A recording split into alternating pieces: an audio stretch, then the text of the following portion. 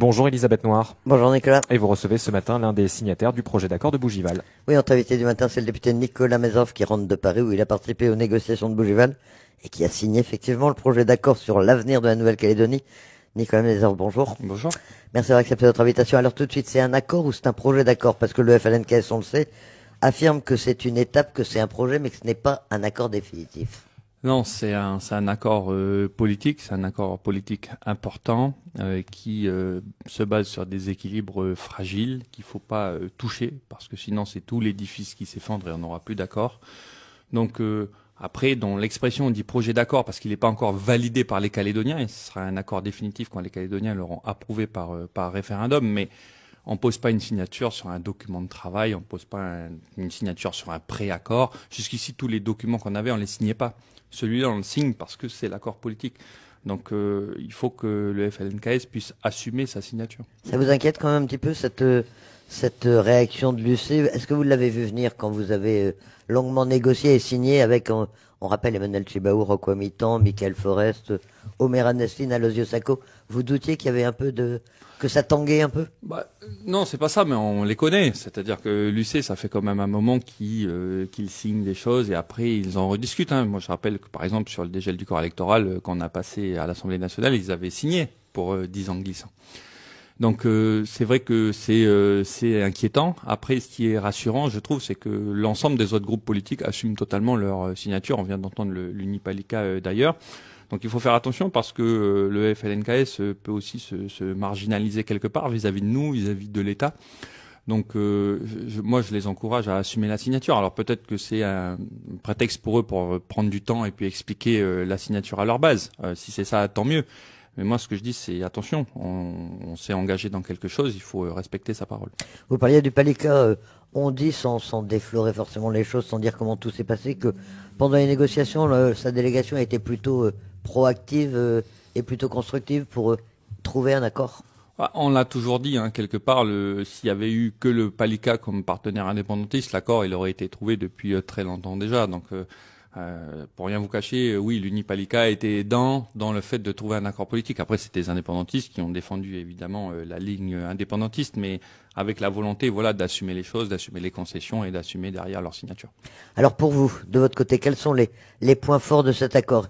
Est-ce que c'est vraiment sa pérennité, le fait que la Calédonie est dans la France et qu'il n'y a pas de référendum d'autodétermination pour en sortir? Moi, je crois que c'est les deux points effectivement qui sont fondamentaux dans cet accord politique. Si on doit retenir des choses, c'est ça, c'est-à-dire qu'en fait, on est dans la France et il n'y a plus de référendum sur l'indépendance. Enfin, c'est quand même assez incroyable quand on y pense. Hein. On a toujours vécu avec cette idée qu'il y aurait un jour un référendum sur l'indépendance ou pas. On a voulu nous réimposer ça d'ailleurs, hein, que ce soit Marine Le Pen ou le président de la République, hein, qu'il fallait faire un nouveau référendum. Et c'est vrai qu'on a été loin, nous, dans les concessions et dans le côté novateur de cet accord, parce que justement, on voulait éviter de reporter sur nos enfants, sur les générations futures, notre propre fardeau, quelque part. Et donc, on a assumé le fait d'aller aux confins de l'autonomie, mais dans la France, sans plus aucun référendum. Sans période transitoire, c'est effectivement la grande innovation, quoi. Une autre avancée sensible, c'est l'ouverture du corps électoral. Quand on sait d'où on venait, est-ce que c'était compliqué à obtenir et qu'est-ce que vous avez obtenu exactement? Écoutez, c'est quand même pour nous une grande satisfaction de voir que le corps électoral il est réouvert. Alors, ce qui nous a permis d'y arriver, c'est en parlant de nationalité en fait, hein, qu'on a pu ouvrir ce corps électoral d'abord à 15 ans pour les élections 2026 et ensuite à 10 ans glissants pour les élections 2031 et toutes celles qui vont suivre derrière. Donc, au final, on avait une citoyenneté calédonienne beaucoup plus fermée que la future nationalité calédonienne qui, elle, sera ouverte finalement à tout le monde. Donc ça, je trouve que c'est effectivement une satisfaction de pouvoir donner le droit de vote à ces milliers de Calédoniens qui sont ici depuis des années. Alors, on retient également en matière d'organisation interne, si on peut utiliser ce terme, le rééquilibrage du Congrès, des compétences accrues aux provinces. C'était des points que voulaient les partisans de la France, c'était un peu votre revendication. Fondamentaux parce que pourquoi parce que à partir du moment où le Congrès devient l'outil de discussion sur un éventuel transfert de compétences régaliennes, le rééquilibrage des sièges en faveur de la province sud plus le dégel du corps électoral était pour nous quelque chose d'important. C'était une demande qui était pour nous fondamentale et qui, en fait, si on ne l'avait pas obtenue, on n'aurait pas signé l'accord politique. Donc aujourd'hui, de voir que les provinces sont renforcées, c'est clairement une satisfaction là aussi pour nous. On y a été de manière très claire, de manière très limpide vis-à-vis des indépendantistes sur ce sujet, et on a obtenu gain de cause. Les compétences accrues aux provinces, avec notamment la compétence de la fiscalité, comment ça va marcher? Est-ce que ça aussi, ça va être accepté? À une époque, quand on en parlait, on disait que c'était de l'apartheid, que c'était insupportable. Finalement, ça aussi, vous l'avez obtenu? Oui, on l'a obtenu. Non, mais enfin, on s'est fait attaquer d'apartheid et de partition par nos opposants politiques, mais tout le monde a bien compris que ça n'a jamais été le sujet. L'idée, c'est de pouvoir donner à chaque province sa capacité à apporter ses propres politiques de développement économique. Nous, on sait qu'en province sud, chez les non-indépendantistes, on est plutôt des libéraux, pro-entreprise, pro-business. Dans le nord et dans les îles, on est plus sur une économie dirigée avec des impôts, avec un contrôle de l'administration. Et donc l'idée, c'était que chacun puisse mettre en œuvre sa politique publique qui la concerne. Nous, l'objectif aujourd'hui, c'est de rendre cette province sud très attractive, de retrouver une province sud qui gagne de l'argent, où tout est possible, de retrouver un peu l'esprit pionnier calédonien qu'on avait dans les années 90. Même s'il y a un mécanisme de solidarité entre les provinces pour pas abandonner. Oui, alors il y aura toujours un mécanisme de solidarité entre les provinces, mais qui sera moins développé et moins généreux que celui qu'on connaît aujourd'hui, parce que il n'y a plus de clé de péréquation. Non, parce que celui qu'on connaît aujourd'hui, c'est quelle que soit la population de la province nord ou de la province des îles, il touche toujours la même part de la richesse créée en Nouvelle-Calédonie. Or aujourd'hui, ça sera conditionné à la population qui vivra en province nord et en province des îles. Alors ça, c'est un peu les avancées qu'ont obtenues les partisans de la France, mais vous avez fait des concessions tout de même. Hein. Un État, une nationalité, un transfert possible des compétences régaliennes. Est-ce que tout ça, c'est pas malgré tout un pas vers la souveraineté? Non, en fait, c'est ça qu'il faut comprendre, c'est qu'il n'y a plus de pas vers la souveraineté. C'est fini, on est dans un accord, et c'est dit dans le document, qui est pérenne. En fait, on n'est pas dans une phase transitoire, vous l'avez rappelé, on n'est pas dans une étape vers quelque chose. C'est fini, c'est notre statut, c'est celui-là. Donc on doit s'en satisfaire, et donc forcément on a dû faire, pour obtenir ce statut pérenne, des concessions notamment sur des concepts. L'État, alors l'État, moi c'est pas un mot, ça m'a jamais dérangé le mot État, pour rien vous cacher, parce que moi je suis plutôt un fédéraliste, hein, comme Pierre Bretonnier que j'entends souvent le vendredi chez vous. Pour moi un État, ça peut faire partie d'une nation. Enfin l'État fédéré, l'État intégré, c'est pas forcément l'État indépendant ou l'État associé. Donc le mot État ne me gêne pas à partir du moment où on dit que cet État fait partie de l'ensemble national, comme on l'a précisé dans l'accord. Et ensuite, la double nationalité.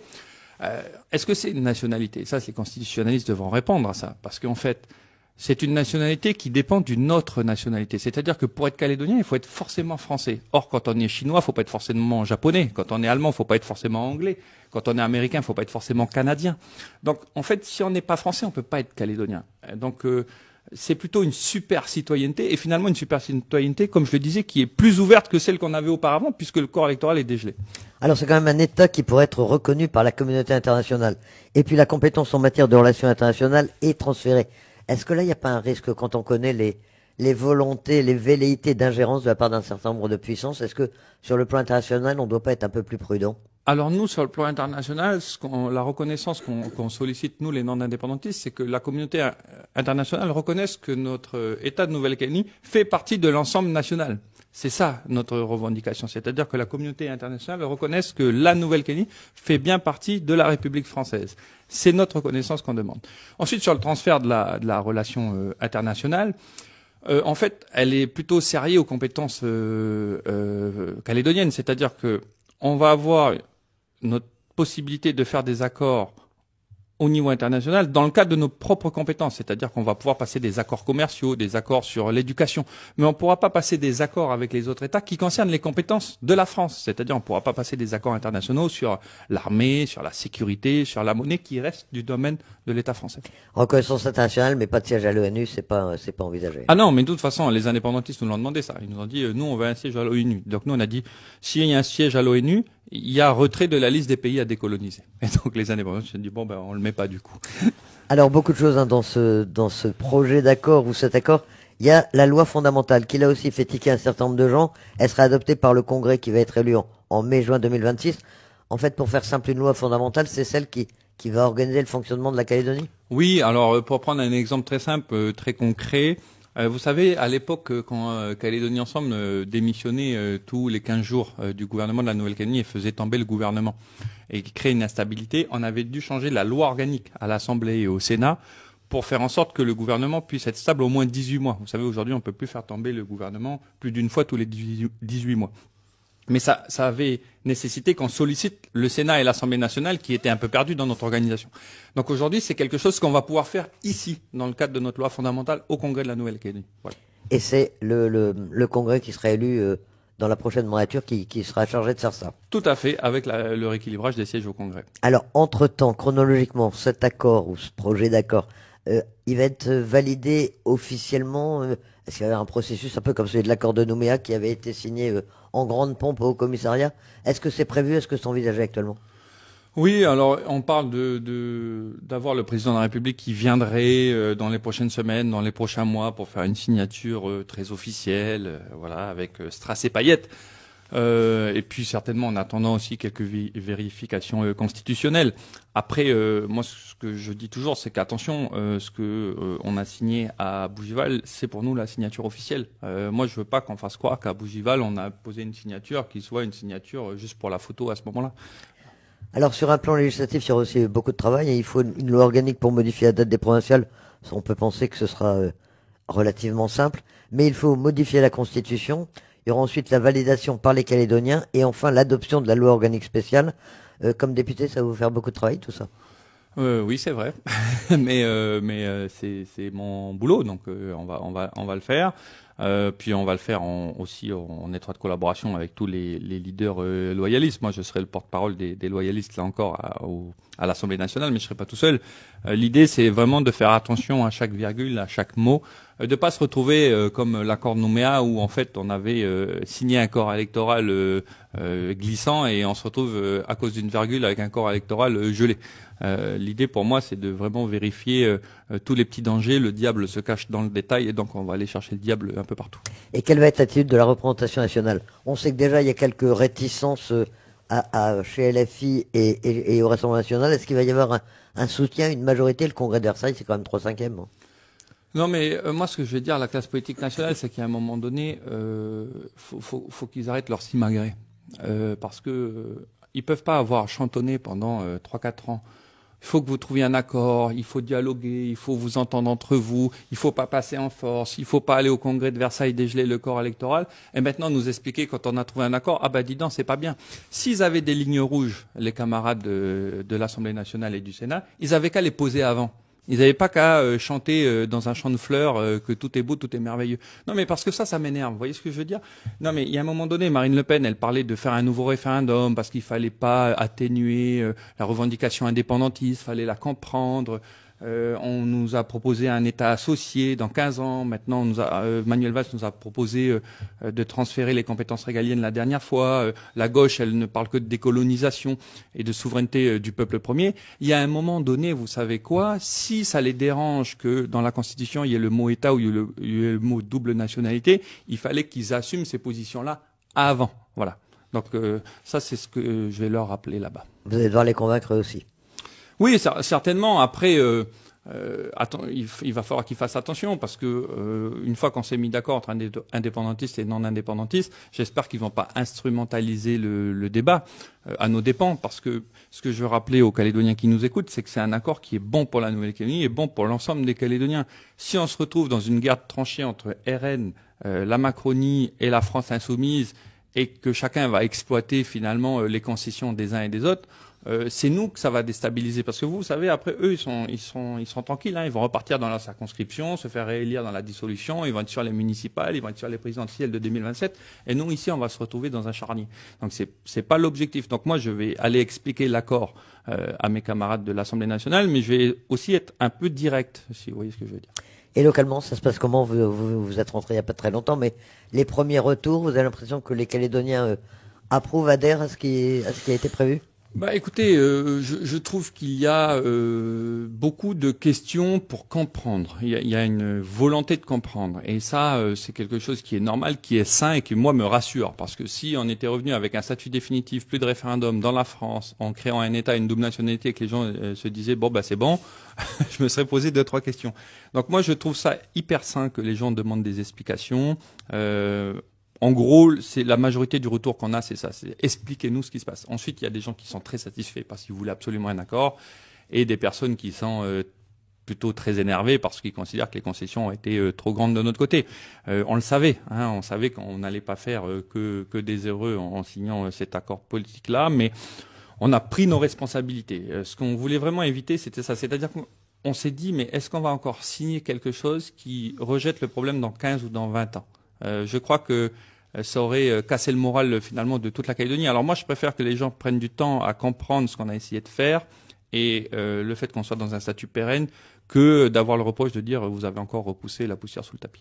Un mot, on aura l'occasion d'en reparler forcément, mais un petit chapitre dans cet accord sur l'économie, sur le nickel notamment. Vous n'avez pas eu le temps d'aller au fond des choses, mais est-ce que il va y avoir une éclaircie sur le plan économique? On parle notamment d'une aide de l'État, d'un étalement de la dette. Est-ce que tout ça est quand même envisagé? Est-ce que vous avez pu en parler? Alors c'est la partie qui est un petit peu décevante. Ça ne veut pas dire qu'il n'y a rien. Il y a quand même des principes qui seront du coup dans la Constitution, parce que c'est dans l'accord, qui sont importants, notamment la transformation des prêts en subventions pour le gouvernement de la Nouvelle-Calédonie. Le soutien à l'usine du Nord pour la province Nord, les grands travaux, on a parlé du lycée agricole de la Foi, du centre pénitentiaire. Mais ce qu'on regrette un peu, c'est que ça manque de détails, ça manque de chiffres, ça manque de financement. Et donc l'idée, si on a une deuxième séquence avec le président de la République ici en Nouvelle-Calédonie, c'est cette fois de monter au créneau très fortement sur les questions économiques et financières, parce que une stabilité politique, c'est essentiel, mais si derrière on n'a pas l'essence dans le moteur pour faire tourner la nouvelle belle machine, ça servira à rien. Donc il faut vraiment qu'on se focalise désormais là-dessus, que l'institutionnel est passé. Et la mission interministérielle de Claire Durieux peut permettre aussi de faire avancer ces sujets au jour le jour ou... Oui, alors moi je connais bien Claire Durieux, qui est une personnalité importante du ministère des Finances, qui est plutôt dans la bienveillance et dans l'écoute, qui n'est pas là à donner des leçons sur on paye pas assez d'impôts, on travaille pas assez, on est trop gâté, etc., qui cherche vraiment à trouver des solutions. Donc je pense qu'elle va pouvoir nous aider. Elle est tombée amoureuse de la Nouvelle-Calédonie, donc tant mieux pour nous.